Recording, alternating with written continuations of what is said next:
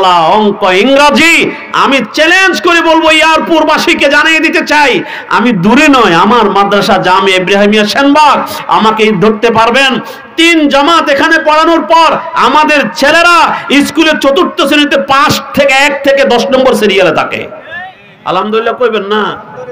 আমাদের ছেলেরা 1 থেকে 10 নম্বর সিরিয়ালে থাকবে, নিশ্চিত চ্যালেঞ্জ করলাম।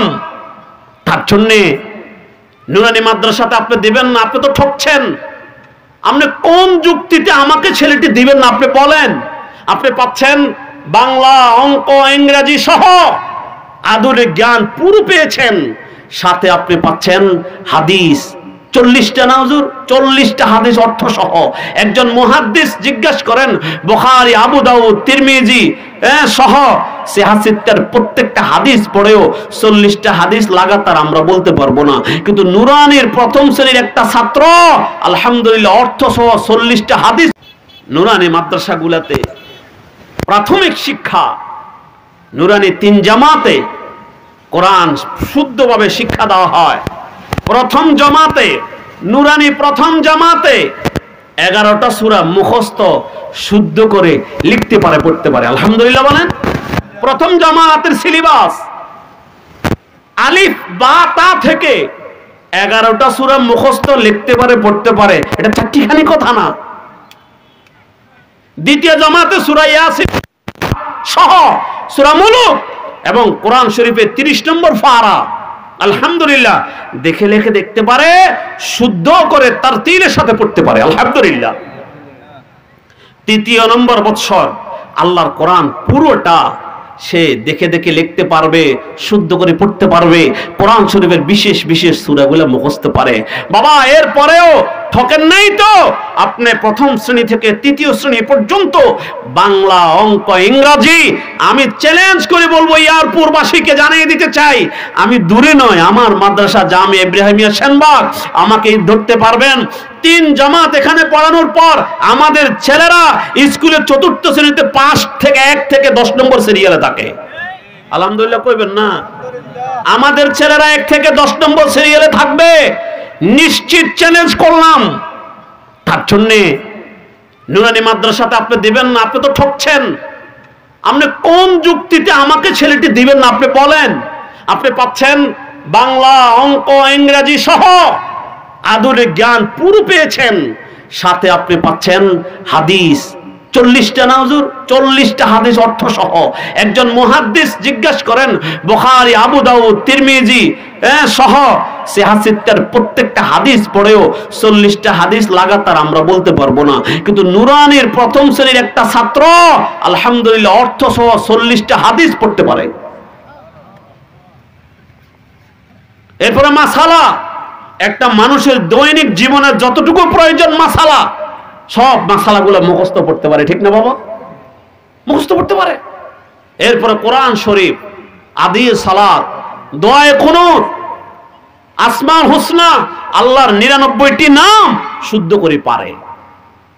তা আপনি আমাকে দিবেন না কেন? দিবেন না আপনি আমাকে যুক্তিতে বুঝান। হুজুর এখানে এই অভাব, বরং আমি তো স্কুল থেকে আপনাকে আরো বেশি দিচ্ছি। কথা বলেন না কেন? স্কুল থেকে আমি আপনাকে বেশি দিচ্ছি। স্কুল আপনাকে মাসালা দিবে না, হাদিস দিবে না, আদি সালাত দিবে না, আল্লাহর 99 নাম শুদ্ধ করে পড়ানো শিখাবে না, আল্লাহর কোরআন শিখাবে না। আমি স্কুলের সাথে আপনাকে আরবি 4টা সাবজেক্ট অতিরিক্ত দিতেছি, আমাকে দিবেন না কেন? ছেলেটা নুরানি মাদ্রাসায় দেন, 3টা বছরের পর আপনি আলহামদুলিল্লাহ এই দেশে একজন আলেমের বাপ, আপনার সন্তান এরপরে স্কুল যান, ইউনিভার্সিটিতে যাক, কোনো অসুবিধা নাই। ছেলে ব্যবসা করুক, লন্ডন যাক, কোনো অসুবিধা নাই। এই ছেলের প্রথম সবক কোরআন দিয়েছেন, ঢেকুর আসবে ভালোটা। আলহামদুলিল্লাহ বলেন। এই জন্যে নুরানি মাদ্রাসায় 3টা বৎসর সন্তানকে দিবেন। এই মাদ্রাসাটা আপনাদেরই মাদ্রাসা। আলহামদুলিল্লাহ আমরা দূর থেকে এই প্রতিষ্ঠানকে মহাব্বত করি, মাঝে মধ্যে আসি। এটা আপনাদের প্রতিষ্ঠান, আপনারা আমাদের চেয়ে বেশি মহাব্বত করবেন। দ্বীনি মার্কাজ নবীজি সাল্লাল্লাহু আলাইহি সাল্লামের সাহাবাগুলো এই সমস্ত মাদ্রাসা থেকে তৈরি হয়েছে। আল্লাহর পয়গম্বরের সাহাবা আবু হুরায়রা বলেন, আমার ভাইয়েরা কেউ আনসার, কেউ মুহাজির, কেউ ব্যবসা করে আর কেউ ক্ষেত খামার করে। আমার ক্ষেত খামারও নাই, আমার ব্যবসা বাণিজ্যও নাই। 24 ঘন্টা পয়গম্বর আরবের দরবারে ছাত্র হিসেবে বইয়ে থাকি উম্মতের কাছে কোরআনটা পৌঁছাই দিতে, নবীজির হাদিস উম্মতের কাছে পৌঁছাই দিতে। কখনো খাই, কখনো খাই না। যখন খাই না বেহুশ হয়ে পড়ে থাকি, মানুষ মনে করে আমি মরে গেছি, অসুস্থ। কিন্তু আমি তো অসুস্থ না, আমি দুর্বল হয়ে পড়ে রয়েছি নবীজির হাদিস সংকলন করার জন্য। সুবহানাল্লাহ। উমরের মতো, আবু বকরের মতো, আবু হুরায়রার মতো ছাত্র এই সমস্ত মাদ্রাসায় তৈরি হয়। আলহামদুলিল্লাহ বলেন। আপনাদের হালিমিয়া মাদ্রাসায় সাহাবাই কেরামের নমুনা আদর্শ নাগরিক তৈরি হবে। আমরা খুশি না বেজার? আরো জোরে বলেন, খুশি না বেজার? বাবাজি, এই প্রতিষ্ঠান আপনাদের। প্রতিষ্ঠানকে মাঝে মধ্যে খবর নিবেন, নিজের সন্তান দিবেন, পড়ালেখা করে কিনা। চোখের পানি ছেড়ে দিয়ে কান্দে। হাফেজ আবুল বারাকাত ডাক দেয়, মা আপনি কি আমাকে পাওয়ার পর কষ্ট আছেন কিনা বলেন। আমাকে পাওয়ার পর মনে হয় খুব কষ্ট করতেছিলেন। কেন গো মা? চোখের পানি দেখা যায়। হাফেজ আবুল বারাকাত রে মা ডাক দেয়, কয় রে হাফেজ আবুল বারাকাত, তুই ঘরে আসার আগে একবেলা খাইতাম, তাও বহু কষ্ট করে খাওয়া লাগতো। আল্লাহর কসম করে বলি, তুই আমার ঘরে আসার পরে আজকে কয়েক বেলা স্বাচ্ছন্দ্যে খাই, একটু অভাব আমার ঘরে না। হাফেজ আবুল বারাকাত কোনো টেনশন নাই। কেন কান্দো মা? কেন কান্দো মা? তাহলে কেন কান্দো? আমি কি তোমার জন্য ভোজা নয় গো মা? না আবুল বারাকাত, তুই আমার ভোজা নয় রে বাপ। আমি তোর চেহারা দিকে তাকাই, কলিজা আমার শান্তি হয়ে যায়। তাহলে কেন কান্দো মা? আমার বোনটা হুফায় ফুফায় কান্দে, কেন কান্দে বলো না? এই অবস্থায় মহিলাটা ডাক দেয়া কয়, হাফেজ আল বারাকাত, দরজার বাহিরে তাকায়া দেখ না, পুলিশ গুলা দাঁড়ায় আছে। রাজপ্রাসাদ থেকে সিদ্ধান্ত হয়ে গেছে আমার মেয়েটারে সাজাইয়া দেওয়া লাগবে, ওরা আমার মেয়েটারে নিয়ে যাবে। মা কি বলো, এমন ঘটনা কেন? হাফেজ আবুল বারাকাত, এটা আমাদের আজকের 60-70 বছরের ইতিহাস। প্রত্যেক বছর রাজ দরবার থেকে টোকন দেওয়া হয়, লটারি দেওয়া হয়। যেই দিন যার কন্যার নামে টোকন আসে, ছেলে নয় কন্যার নামে টোকন আসে, ওই টোকনটা যার নামে হয় ওরে সাজায় গোছাইয়া দেওয়া লাগে। ওই মেয়েটারে নিয়ে আমাদের চিতায় দিয়ে আসা লাগে রাতের বেলায়। সকাল বেলায় তার লাশ এলাকার সবাই মিলে নিয়ে সেখানে জ্বালাইয়া দাফন করতে হয়। হাফেজ আবুল বারাকাত বলে, মা বাস্তব কিনা? বলে হ্যাঁ হ্যাঁ, প্রত্যেক দিন অন্য অন্য মেয়েদের না হয়েছে, আজকে দুর্ভাগ্যবশত আমার কলিজার টুকরা মেয়ের নামে টোকন এসে গেছে। বাবা রে, আমি এই মেয়েটারে নিয়ে কলিজা চাপাইয়া ধরছি। আমার স্বামী মরার পর আর আমি বিবাহ বসি নাই, একটা মাত্র মেয়েটা কলিজার সাথে লাগাইয়া রাখছে রে বাবা। আজকে আমার সেই কলিজার দহন বুঝি অন্যরা নিয়ে যাবে, নিশ্চিত দাফন হয়ে যাবে, নিশ্চিত লাশ হয়ে যাবে। এই জন্য বসে বসে চোখের পানি ছেড়ে দিয়া কান্দি। হাফেজ আবুল বারাকাত ডাক দেয়, মা না না, আমার বোনটার দিও না। কি করবো রে বাবা? আমাকে ওই সীতার ভিতরে দিয়ে আসো মা, আমিও সীতার ভিতরে সারা রাত থাকবো। মুসলমান আল্লাহ ছাড়া কারোরে ভয় করে না। মা আমাকে সাজায়া দাও। এরা বাপ ছেলের নিবে না, বরং আমার বোনের কাপড়টা আমারে জড়াইয়া দাও। ও মা, আমার বোনের জামা কাপড় গুলো পরাইয়া দাও। আমার বোন যেভাবে সাজে গোজে, আমাকে ওইভাবে সাজে গোজাইয়া দাও। আমাকে ওদের হাতে তোলার আগে আমার মাথায় হাত দোলাইয়া দাও। মহিলাটা ডাক দেখা, আবুল বারাকাত রে, আমি ইচ্ছা করি আরেকজনের ছেলে এভাবে দিতে পারি না। নিশ্চিত সকালবেলা লাশ পাবো এমন জায়গায় তোর মতো সন্তানটারে দিতে পারি না বাবা। প্রয়োজনে ছেড়ে নিয়ে যাবে, মেয়ে নিয়ে যাবে, আমারে নিয়ে যাবে। আবুল বারাকাত রে, তোরে দিতে পারি না, তোরে দিতে পারি না। আবুল বারাকাত ডাক দেয়, মা আমি বারবার অনুরোধ করি, কসম আমার কিছু হবে না, আমারে সাজায় গোছায়া দাও। আমাকে সাজায়া দাও। মহিলাটা শেষ পর্যন্ত বাধ্য হলে কাপড় পরাইয়া সাজাইয়া দিতে। পুলিশগুলা তাকে নিয়ে চলে গেল, চিতায় রাখলো সারা রাত আবুল বারাকাত ছিল। ফজরের পর রাজপ্রাসাদ থেকে আবার দারোয়ান আসিয়া দেখে একটা যুবক চিতার ভিতরে সোজা হইয়া বসা। সবাই বলো কৌতূহল দেখছো, কে তুমি?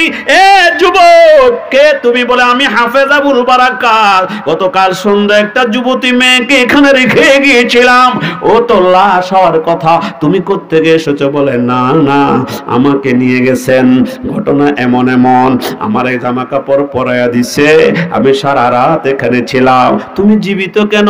তুমি তো মরে যাওয়ার কথা, তুমি কেমন জীবিত রইলা? কই এখানে নয়, যেখানে ফায়সালা হবে তোমাদের রাজ দরবারে নিয়ে চলো। রাজ দরবারে নেওয়ার পর বাদশা সিংহাসনে বসা। এলাকার সপ্তাহের মাতাব্বররা অবাক, আজকে মালদ্বীপে কি ঘটেছে জানি না, মালদ্বীপের কাণ্ড এমন কেন বুঝলাম না। সবাই মিলে লাজ প্রসাদের ভিতরে জানতে চায় এই যুবকটা জীবিত কেন।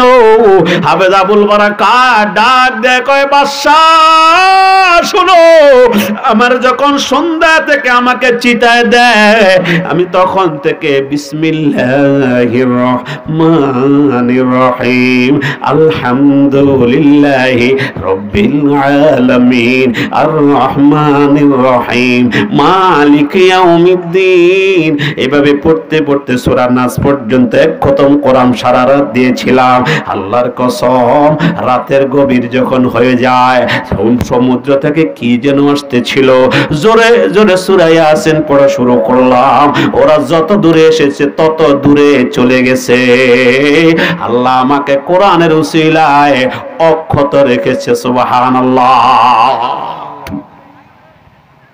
হাফেজ আবুল বারাকাত বলে, এভাবে আমরা পারি।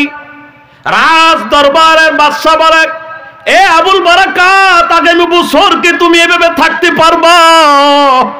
আবুল বারাকাত রে, এই মালদ্বীপে প্রত্যেক বছর প্রথম আপন কন্যাকে বিসর্জন দিয়া গড়ায়া গড়ায়া কানছে রে। আজকে তুই নতুন ঘটনা শোনাইলি রে আবুল বারাকাত, বাস্তব কি আগামী বছর এমন দেখাইতে পারবে? হ্যাঁ হ্যাঁ পারবো। কই যদি আগামী বছর পারস, তাহলে আমরা সবাই তোর হাতে মুসলমান হয়ে যাব। পরের বছর যখন হাফেজ আবুল বারাকাত এমন কাণ্ড দেখালো, বাদশা নিজে সিংহাসনে বসা, কয়েক হাজার মানুষ একসাথে কালিমা পড়ে মুসলমান হয়ে যায়। আল্লামা ইবনে বতুতা ইতিহাস কিতাবের ভিতর লেখে, আল্লামা ইবনে বতুতা বলে, ওই মুরব্বী বাবার সাক্ষাৎকার আমার কলিজার ভিতরে গেঁথে রেখেছি। আমার কোরআন পারে মানুষরে বাঁচায় তুলতে, আমার কোরআন মানুষরে ইজ্জত বাড়ায়, আমার কোরআন মানুষরে বেইজ্জত থেকে বাঁচায়, আমার কোরআন মানুষ আরশ মহল্লা পর্যন্ত নিয়ে যায়। আল্লাহর পয়গম্বর বিশ্ব নবী মুহাম্মদ আরবি সাল্লাল্লাহু আলাইহি ওয়াসাল্লাম বলে, ইন্নাল মালাইকাতা তাযাহু আজনিহাতাহা রিদান লিতালিবিল ইলম, একজন তালিবে ইলমের পায়ের নিচে ফেরেশতারা পাখা বিছায়া দেয়। ওয়া ইস্তাগফিরুল্লাহু মান ফিস সামাওয়াতি ওয়া মান ফিল আরদ হাত্তাল হায়াতান ফি জাওফিল মা, আসমান থেকে জমিন পর্যন্ত, আসমানের যে সৃষ্টিগুলা, জমিনের নিচে সৃষ্টিগুলা, একজন হাফেজ কোরআনের জন্য আল্লাহর কাছে ক্ষমা চায়। জোরে জোরে কোন সুবহানাল্লাহ। আল্লাহর পয়গম্বর আরেক জায়গায় বলে, মান কারাল কুরআনা ওয়া আমিলা বিমা ফিহি উলবিসা ওয়ালিদাহু তাজান ইয়াউমাল কিয়ামা, একজন হাফেজ কোরআন যখন হাফেজ কোরআন হয়, ওই হাফেজ কোরআনের জন্য 6666টা তালা হবে। আল্লাহ পাক বলবে, পড়ো তুমি, উঠতে থাকো, এর তাক একটা একটা পড়ো, একটা একটা উঠতে থাকো।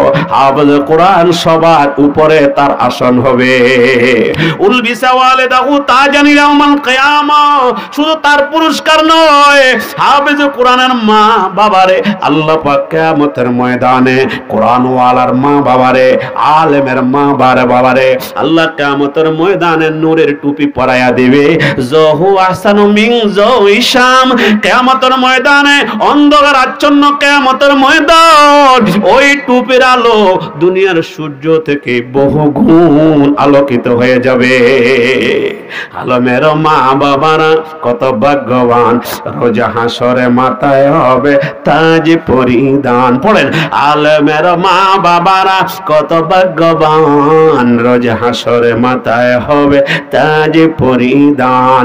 আলমের মা বাবারা কত ভাগ্যবান, রোজ হাসরে মাথায় হবে তাজ পরিধান। হাসরের কঠিন মাঠে হবে হাহাকার, হাসরের কঠিন মাঠে হবে হাহাকার। যাদের মাথায় মুকুট হবে কি না চমৎকার, যাদের মাথায় মুকুট হবে কি না চমৎকার। প্রশ্ন হবে মাথায় মুকুট কে বা কাহারা, প্রশ্ন হবে মাথায় মুকুট কে বা কাহারা।